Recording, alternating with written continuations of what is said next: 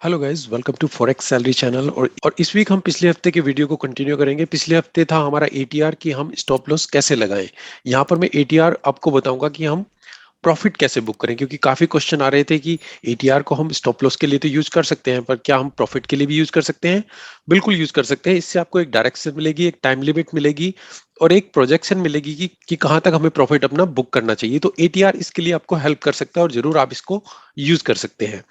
तो यहाँ पर मैं आपके साथ एक या दो एग्जांपल शेयर करूंगा कि कैसे आप इसको यूज कर सकते हैं एटीआर को स्टॉप लॉस के अकॉर्डिंगली। तो यहाँ पर हमें एक चार्ट में तो आप ये देख सकते हैं कि मार्केट कंटिन्यूसली ऊपर की तरफ जा रही है। जब भी स्टॉप लॉस लगाएं या प्रॉफिट लगाएं तो पहली चीज तो हमेशा ध्यान में रखें कि आपकी सपोर्ट एंड रेसिस्टेंस कहाँ है, क्योंकि उसका रोल भी बहुत मैटर रहता है। आप एटीआर यूज कर सकते हैं और कोई भी यूज कर सकते हैं, पर उसको सपोर्ट एंड रेसिस्टेंस के साथ कंबाइन करेंगे तो आपको अच्छे रिजल्ट मिलेंगे। तो यहाँ पर हम एटीआर का एग्जांपल लेके चलते हैं। तो यहाँ पर मैंने एटीआर इंडिकेटर लगाया हुआ है, ये आप देख सकते हैं। जैसे पिछले वीडियो में मैंने आपको बताया था वहां पर स्टॉप लॉस कैसे लगाते हैं, यहाँ पर उसी प्रोसेस को हम यहाँ कंटिन्यू करेंगे। पहले एंट्री की स्टॉप लॉस कैसे लगाएं और उसके बाद प्रॉफिट कैसे बुक करें। तो आप देख सकते हैं मार्केट कंटिन्यूसली यहाँ से ऊपर की तरफ चल रही है। तो यहाँ पर अब हम, अगर जब मार्केट ऊपर की तरफ है तो हम बाई के लिए देखेंगे। तो सबसे पहली चीज, मार्केट में ये मूव हुआ ऊपर की तरफ।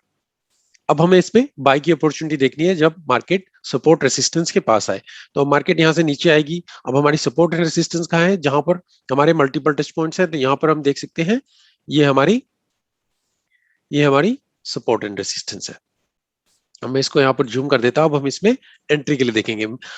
जैसे मैंने पिछले वीडियो में बताया था, यहाँ पर मैं स्ट्रेटेजी के बारे में बात नहीं कर रहा हूँ। जस्ट अगर यहाँ पर हम एंट्री करें अपनी ग्रीन कैंडल के बेस पे, तो उसके बेस पे देखते हैं हम एंट्री कैसे ले पाएंगे, स्टॉप लॉस कैसे लगाएंगे और प्रॉफिट कैसे बुक करेंगे। तो मान लीजिए अब मेरे को यहाँ पर एंट्री लेनी है। ये मेरा एंट्री पॉइंट हुआ, जो ग्रीन कैंडल है हमारी। आप पहली ग्रीन कैंडल पे भी ले सकते हैं, दूसरी ग्रीन कैंडल पे भी ले सकते हैं। मान लीजिए चलिए हम पहली ग्रीन कैंडल पे लेते हैं। ये हमारी एंट्री पॉइंट थी। अब मेरे को यहाँ पर स्टॉप लॉस लगाना है, मुझे प्रॉफिट बुक करना है। तो सबसे पहली चीज मेरे को इस ग्रीन कैंडल पे देखना होगा कि आपकी एटीआर क्या कहती है। एटीआर की जो वैल्यू होगी आप यहाँ पर देख सकते हैं। यहाँ पर सेटिंग आती है, या यहाँ पर ब्लैक स्क्रीन में नहीं आ रही है। तो जस्ट अगर मैं यहाँ पर इसको लेके जाऊं तो आप देखिए ग्रीन में यहाँ पर आप देख सकते हैं जो साइड में आएगी वो है, आप यहाँ पर देख रहे हैं 0.00127। इसका मतलब है कि आपके 12 पिप्स, यानी कि कहे कि 13 पिप्स एक तरीके से। और मैंने आपसे कहा था कि 13 पिप्स हमेशा आपके साथ काम नहीं करेंगे, एक कैंडल के लिए वो सपोर्ट करेगा। तो ये आपको बताता है कि 1 आवर के टाइम फ्रेम में देख रहे हैं तो पिछली 13 कैंडल्स का एवरेज कितना है, एक कैंडल कितना मूव कर सकती है। तो यहाँ पर एक कैंडल 13 पिप्स के आसपास मूव कर सकती है। यहाँ पर 127 है, हम उसको ऑन एन एवरेज 13 लेंगे। और मैंने कहा था कि आप एग्जैक्टली वो नंबर ना ले, उसको 1.5 या 2 ले तो सेफ साइड रहेगा। अब यहाँ पर 13 ये आ रहा है, अगर हम इसे 1.5 ले ले तो इसका ऑन एन एवरेज 18-19 पिप्स के आसपास। तो यहाँ पर अगर मैं स्टॉप लॉस इस ग्रीन कैंडल के बाद 18-19 पिप्स के पास लगाऊं तो यहाँ पर आप ये देख सकते हैं ये हमारा स्टॉप लॉस होगा। अभी ये 20 है, 19 के आसपास। तो यहाँ पर मैंने इसमें एंट्री ली। मान लीजिए मैं इसको यहाँ पर इसको थोड़ा आगे तक ले जाता हूं ताकि आपको क्लियरली दिख सके।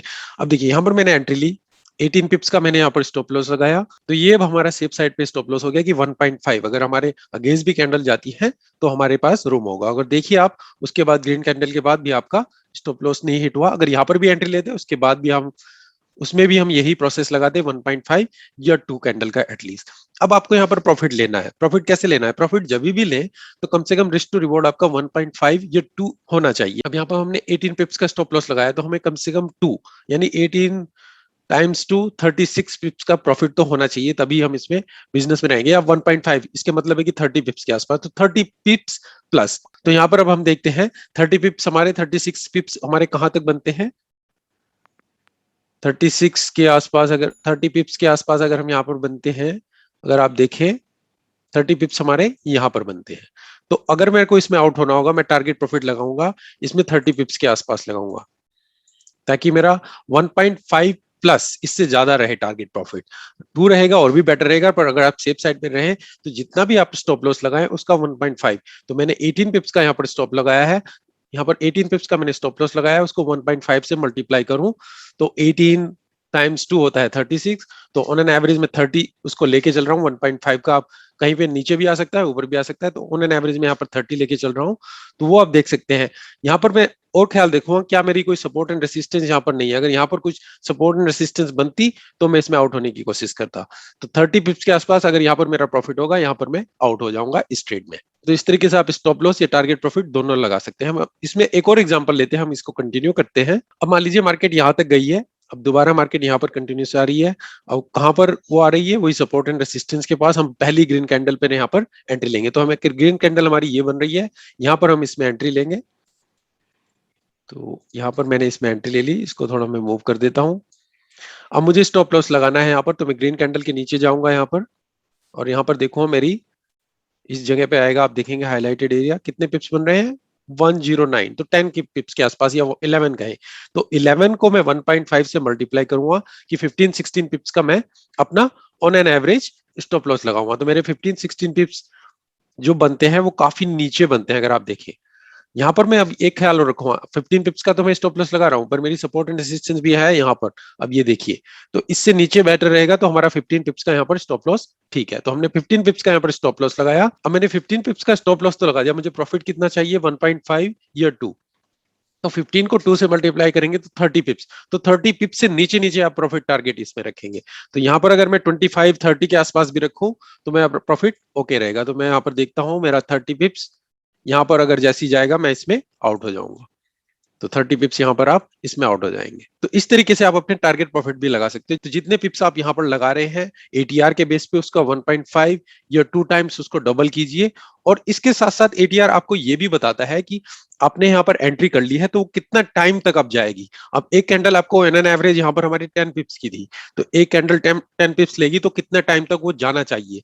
तो 10 पिप्स की ऑन एन एवरेज हमारे यहाँ पर लगाए तो हमें 3 या 4 कैंडल्स में वो जाना चाहिए। यहाँ पर देखिए 1 2 3 4 5 6 7 कैंडल में वो गया, तो डबल इसके आसपास है तो जा रहा है, ठीक है।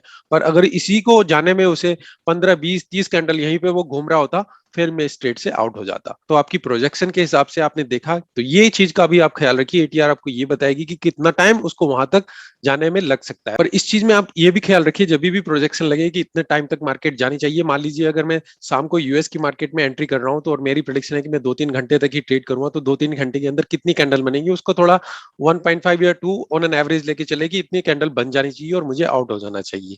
तो एटीआर आपको ये बताता है कि मार्केट कितने टाइम तक उस टारगेट एरिया तक जा सकती है ऑन एन एवरेज, अगर कोई न्यूज ना हो या फिर मार्केट पूरी तरीके से क्लोज या बंद हो। तो अगर मार्केट क्लोज या बंद है इस दौरान तो फिर वो जाने में टाइम लगेगा, पर अगर मार्केट ओपन है और कोई न्यूज भी है तो वो जल्दी वहां पर पहुंचेगी। अगर वो नहीं जा रही है तो फिर आप उस ट्रेड से क्लोज हो जाइए। तो इस तरीके से आप एटीआर को यूज कर सकते हैं। एटीआर आप स्टॉप लॉस लगाने के लिए भी यूज कर सकते हैं, एटीआर आप प्रॉफिट के लिए भी यूज कर सकते हैं। और वही कैंडल अपना रिस्क टू रिवॉर्ड 1.5 या 2 के आसपास रखिए, जितना भी आप एटीआर के हिसाब से स्टॉप लॉस लगा रहे हैं। सपोर्ट एंड रेसिस्टेंस का भी यहाँ पर ख्याल रखिए, जो आप देख सकते हैं यहाँ पर कोई सपोर्ट एंड रेसिस्टेंस हमारी थी नहीं, इसीलिए हम वहां पर भी उसको आउट कर सकते थे। तो काफी चीजें हैं, काफी फैक्टर हैं, ये एक सपोर्टिंग रोल प्ले कर सकता है एटीआर आपका प्रॉफिट बुक करने के लिए। आने वाले वीडियो में भी मैं आपको कुछ और टूल्स बताऊंगा जो प्रॉफिट के लिए आप यूज कर सकते हैं। तो अगर आपको इससे कुछ फायदा मिला, कुछ नॉलेज मिली, तो थैंक यू गाइस। लाइक कीजिए, शेयर कीजिए, कमेंट कीजिए। Thank you, goodbye, take care.